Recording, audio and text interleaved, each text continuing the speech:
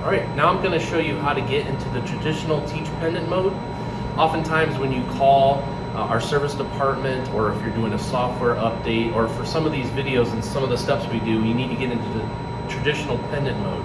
So to do that, we're going to go to the top left corner. We're going to expand our menu, and then on the bottom left of that drop down menu there's an icon. If I click on that, I'm going to expand the menu into a longer menu, and down under browser is editor. If I click on editor and then I go down to the bottom right hand corner of my screen and I click on the Teach Pendant icon there, you'll see it turn blue. Now I'm in the traditional Pendant mode. Now to get back to the other mode, I can either hit this little back button on the top left corner, that'll take me back to that mode.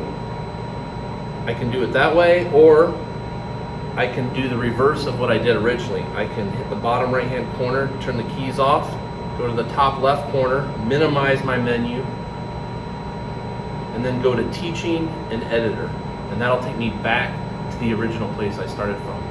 If you have any other questions, feel free to give us a call or check out our library of other videos. Thanks.